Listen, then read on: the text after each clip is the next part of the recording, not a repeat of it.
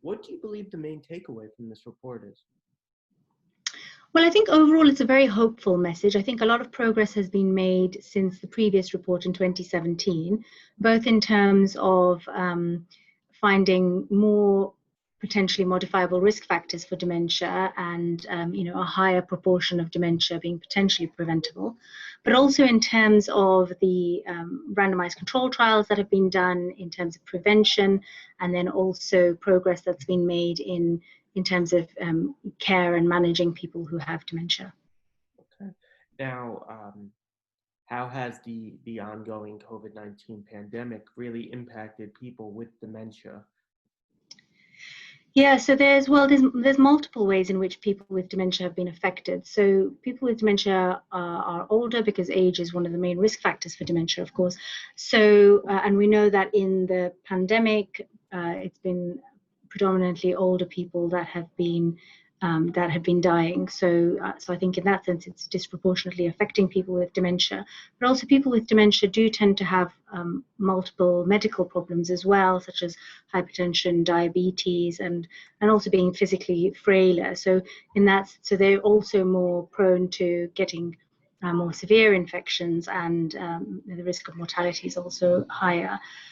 Plus, when you consider that older people with dementia may have increased care needs, so they may need higher contact with their families, and if they're in a care home setting, they'll need help with their personal care and so on. So that's also exposing them to risk, but also because of cognitive impairment, they may not have understood, the reasons why people are wearing masks, the need to physically distance, and so on. So there will have been a lot of both physical risk to them, but also risk to their emotional health because of not understanding really what's going on. Now, has the measures like masks, like social distancing, has that made some of the symptoms worse for the people who do kind of understand what's going on? Well, it's difficult to know. I think nobody's really looked at this in a systematic way, but certainly there have been reports coming from care homes of people, people with dementia who've been unable to see their relatives because of distancing measures and lockdown, and really being quite saddened by that, frightened, not really sure what's going on. And also, older people tend to have more hearing problems, so it's more difficult to communicate with someone with a mask when they may not understand why you're wearing a mask, and also may not be able to hear you as well. Okay.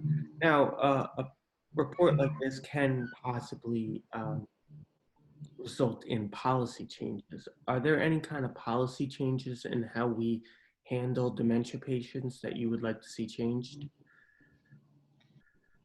Yes, well, I think that a large part of our report was around prevention, and I think there's a lot that can be done on a policy level that can, really help to, potentially reduce the future number of dementia cases. And I think that's very important to look at, because we know that the population is aging. So even if age-specific prevalence and incidence is reducing, overall the numbers of people with dementia are going to increase. So it's important to think about what can you do at a policy level that may help to mitigate those or reduce those risk factors.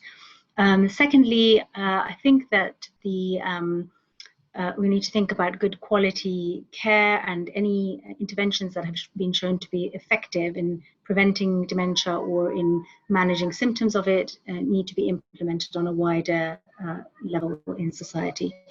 And then finally, I think, given the ongoing pandemic, I think we really need to be thinking about how much care we give to people with dementia and older people in general, and really be thinking about the policies for care homes in order to keep both staff and residents safe.